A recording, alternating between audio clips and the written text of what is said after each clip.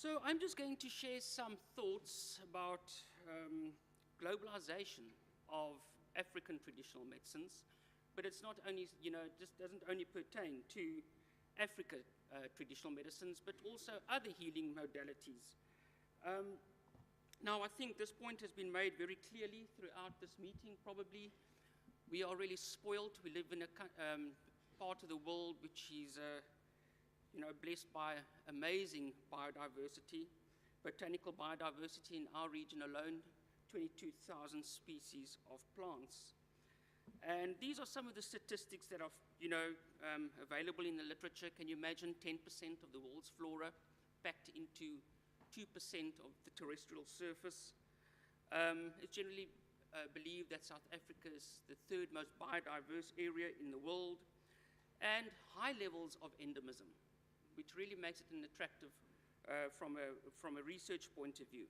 It's against this backdrop of botanical diversity, ladies and gentlemen, that traditional healing is extensively practiced in our country. 60% of the black population in this country use traditional medicines. 200,000 traditional people trained in traditional medicine are practicing on a daily basis in South Africa. Now, here lies the anomaly.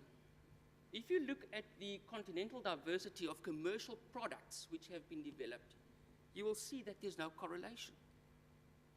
I've just told you about this unique botanical diversity in this area here, but areas that really do not have the botanical diversity have been, they've really excelled in producing herbal products. So here lies the challenge. How do we move traditional medicine from its regional use to globalize it into transforming it into commercial commodities to the benefit of human health? So I'm just going to put 5 topics together, which I think need to be addressed urgently if we are really serious about globalizing our indigenous resources. And although I'll present these as independent discussion points, they're obviously all integrated.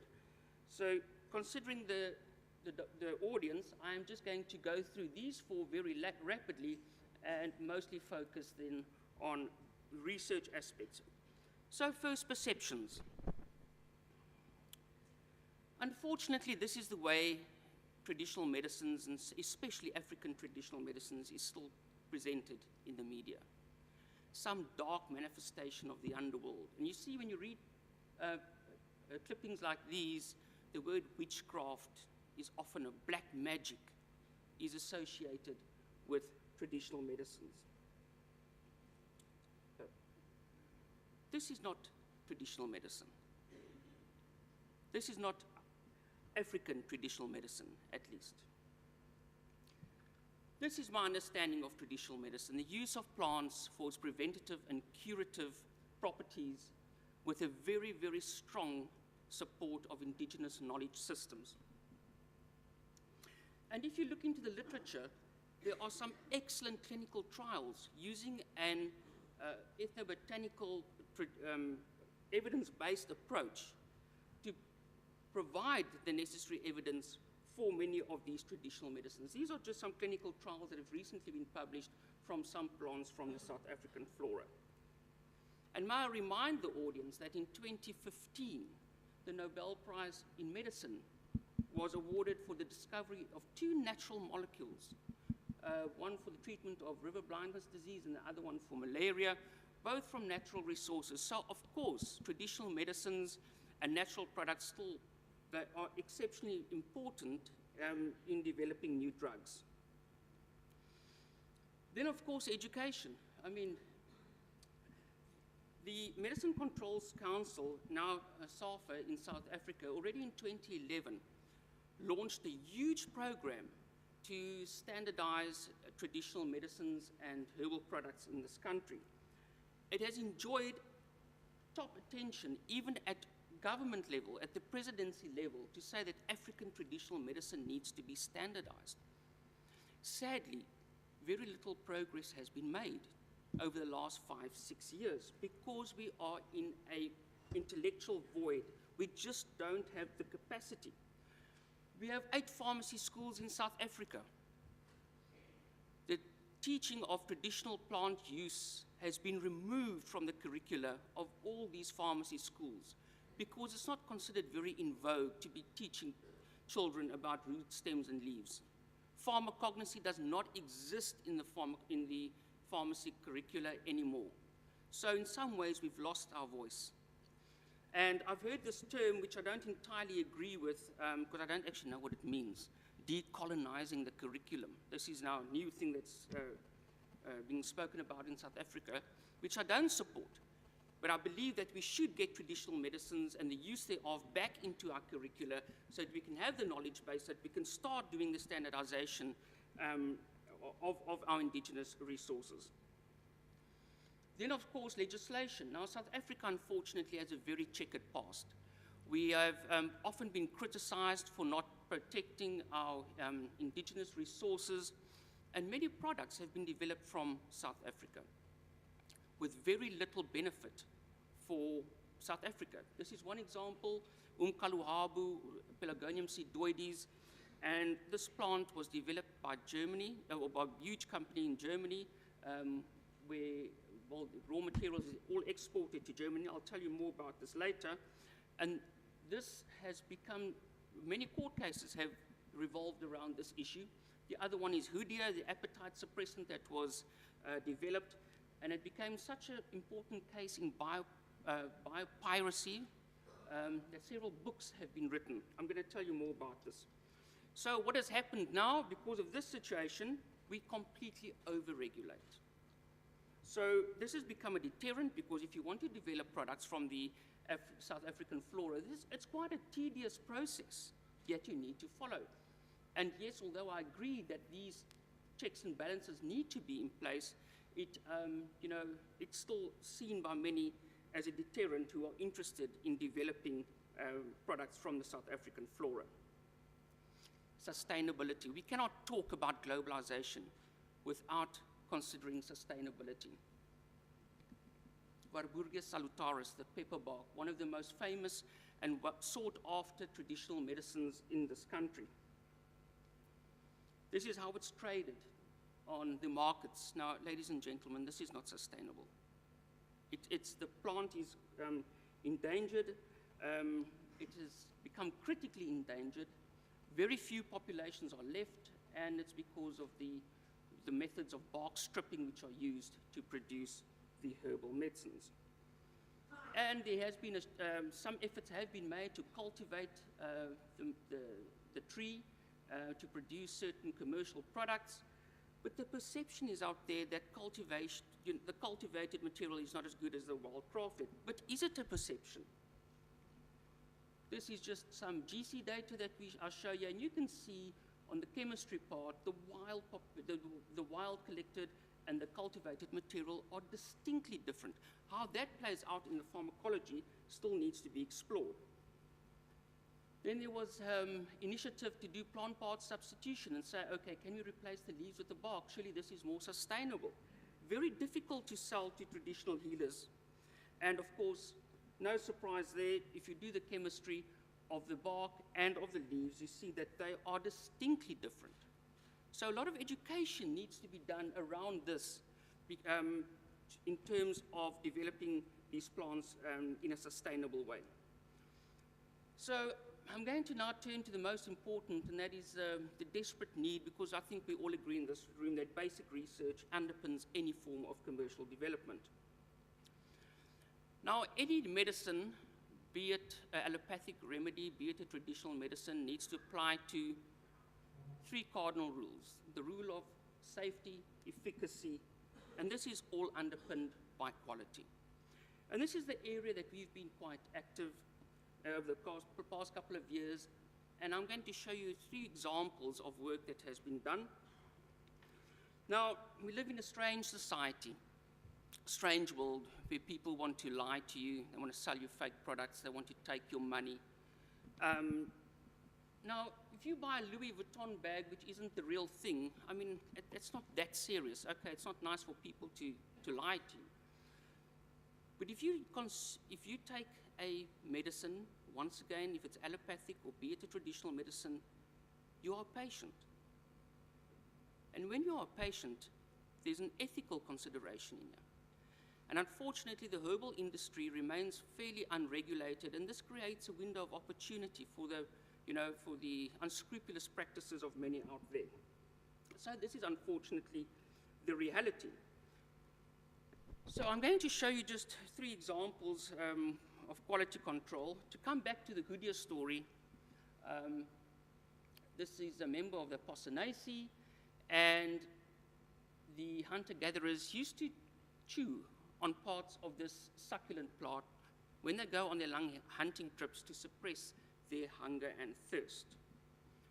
And this then led to some phytochemistry work that was done, and here you see the molecule P57, which was isolated. This was a situation about 11 years ago. This plant was featured on the Oprah Winfrey Show, amongst others, and there was a huge interest. 1/3 of the world's population is said to be overweight or obese. So this is a huge market with the most beautiful marketing story to tell. This plant from southern Africa that's got a nice bit of ethnobotanical history associated with it. And there was a huge demand for the product. And this was Goodyear in its heydays. It was became a huge industry. Now it demands a lot of investment and infrastructure. It's a very slow-growing succulent, so many years are required before it can be harvested. So you can see there's this huge consumer demand to get these, because the marketing has been out there, the awareness has been created, and everybody wanted Goodyear. And this is where we got involved. So we were approached by companies, and they said, oh, we now have to do some quality control. So I said, okay, what are we looking for? And they said, no, P57. So I said, what are we looking for in terms of P57? No, we're looking for 0.3% dry weight of this molecule in all Goodyear collected. So we did a sampling of about 150 samples from the wild, from commercial sites, and we were really surprised to see this range, but even more surprising was that only 7 collections got to that cut-off point of 0.3%. Up to today, I still don't understand who decided on 0.3%. And the second question I asked was, why P57? What you see is the total iron chromatogram of Goodyear extract, and you have to use really some selective iron extraction techniques. There, it's nested in there. It's one of the minor molecules in Goodyear. Why P57? The group at Mississippi University have subsequently isolated 45 analogs of P57. Why are we focusing on one molecule? That was the raw material side. What about the finished products? So these are the type of products that were sold containing Goodyear. Sorry, I need some help here.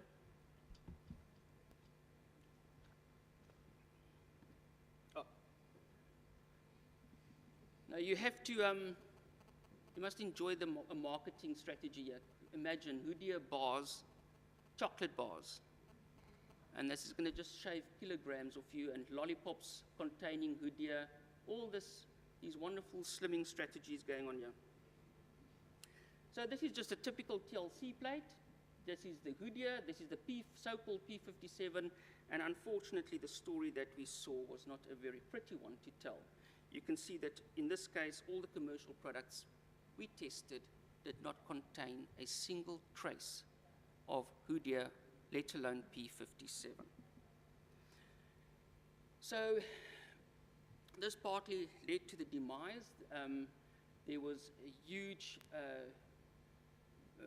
concerns raised in the media, and all the products were removed. Most of the products were laced with prickly pear, Opuntia species, and even sawdust in some cases. So this is the situation at the moment. The Goodyear industry is dead, and what could have been a really exciting product completely collapsed due to proper quality control, which impacts on safety and efficacy. So this entire market is now non-existent. Through this example, I hope I've emphasized to you the absolute importance of quality control in this herbal phytomedicine industry. I'm going to present two examples of work that we've been involved in, and the first one is coming back to Pelargonium, where we used metabolomic techniques to distinguish between two species. So here's the umkaluhabu. It's used for upper respiratory tract infections. This is Pelargonium seedoides, member of the Geraniaceae family. And this is just some idea of the industry in South Africa. The roots are used, they are dried and then exported to Germany. But this is a little bit incorrect because it's creating the impression that it's all cultivated, but 95% of material is cultivated from the wild. So where lies the problem? You have two species, Pelargonium seedoides and Pelargonium reniforme. And in this part where most of the collecting is taking place, the two species have a sympatric distribution. So as I told you, it's the underground parts which are harvested to produce the phytomedicine. When during the flowering season, there are some subtle morphological differences between the two taxa, and you can differentiate between them. But the flowers are very short-lived, and the gathering continues in the Eastern Cape. So the above parts die back, and what's happening at the moment is what you are collecting as reniforme could be seedoides or the other way around. So this creates a problem for industry. So we started with a metabolomics approach where we use proton NMR. I'm not going into details here, and LCMS. There's just the proton NMR spectra, and you can see just using multivariate data analysis, the unsupervised and supervised, you can see that the two species are distinctly different based on chemistry, and the chromatography of the two taxa are also very different. Same story there. So from this, you can clearly see that the two species, although close taxonomic allies, have distinct chemical differences. You cannot simply substitute the one with the other. And if you drill down further using chemometrics, these are a group of compounds known as coumarins. Umkalin is used as the marker compound. You can see that they are inverted in the two species. So from this, you can see that you cannot simply switch between two species. And this is extremely important in terms of quality control because clinical trials have been specifically done on a specific taxon. So the other example is devil's claw. This has also got a beautiful bit of ethnobotany associated with it. The secondary tubers are used. It's a member of the sesame family, and it's used for treating pain, arthritis. Many commercial products have been developed from this plant, and we have a very similar problem here as with the Pelargonium example. Here's the species of choice, Harpagophytum procumbens, but due to consumer demand, there's been excessive harvesting. So the population, natural populations of this species has really decreased. So what has happened? We are now switching to a close taxonomic ally, Harpagophytum zayri. Now, you don't have to be a taxonomist to see that there are distinct differences between these taxa. Here's procumbens, here's zayri. The fruits are distinctly different. But unfortunately, once again, these fruits are not available during the time of harvesting. And both the species are being harvested at the moment in Angola and in Namibia, and they, well, only because I know, because I told the students so. Here you see Harpagophytum procumbens and zayri. You cannot tell the difference. So we embarked on a very similar approach using proton NMR and also LCMS, and very much the same story to tell. I draw your attention here to alpagoside, which is the molecule associated with the pharmacological activity of devil's claw. You can see that Harpagophytum zayri completely devoid of this marker molecule that is required for the pharmacological action. So of course, when you do LCMS of the two species like this in a distinct way, you can see the differences, but what's happening on the ground is that the two are blended. And this becomes extremely difficult to then to detect and to do quality control once you've got these blends.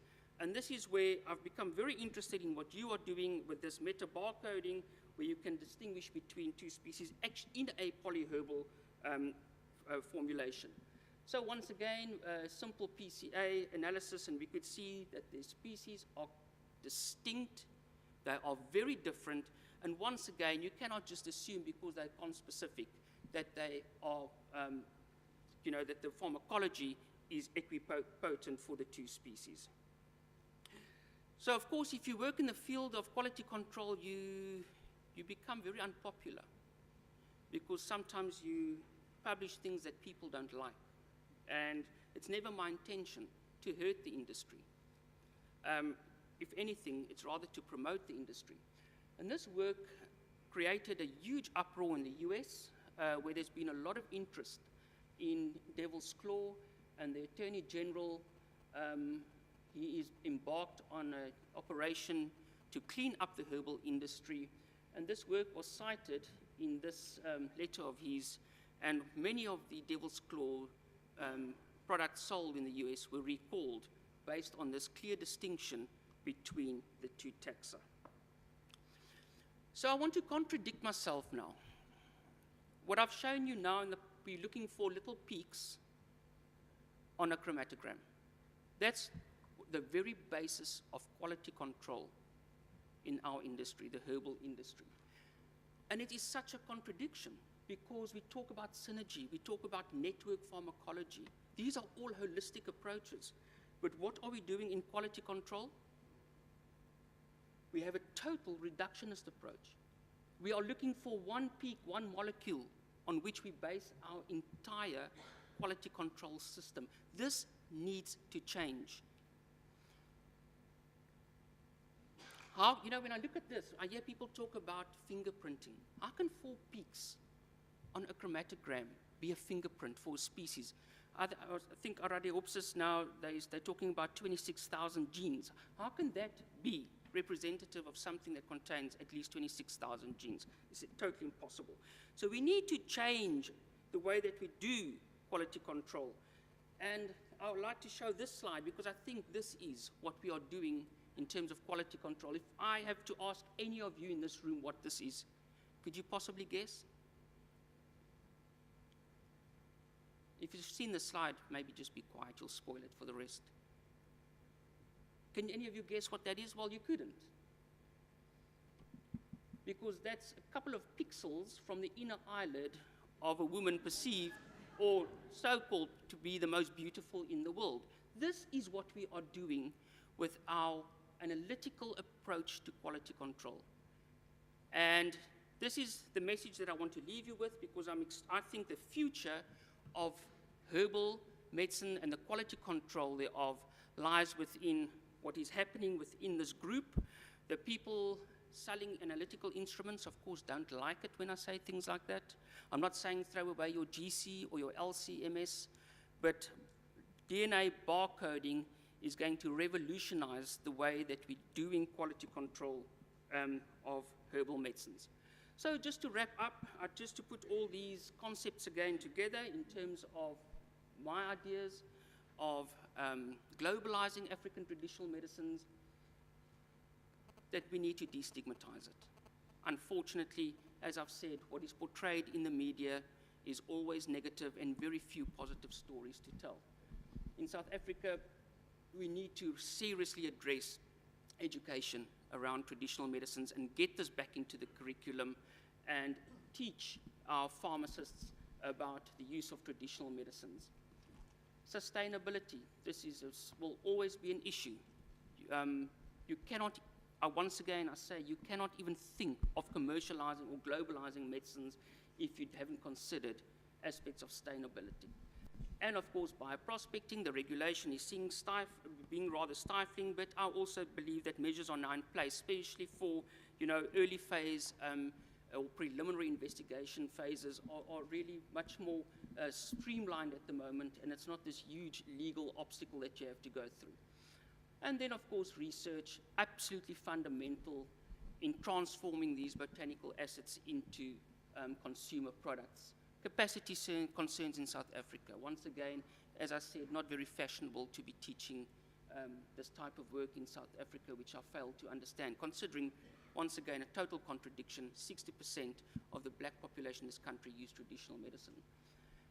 And we need, of course, in terms of, I believe, alternative methods of quality control. And remember, ladies and gentlemen, as I said, this is what determines the efficacy and safety.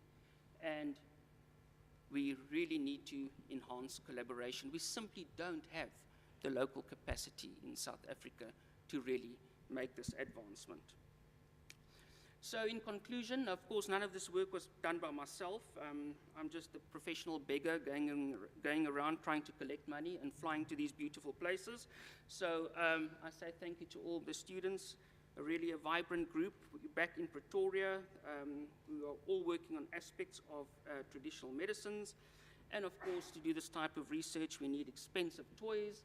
So I thank the National Research Foundation, the Medicine Control Council in South Africa, and the National Research Foundation, who have smiled upon us very generously over the last couple of years.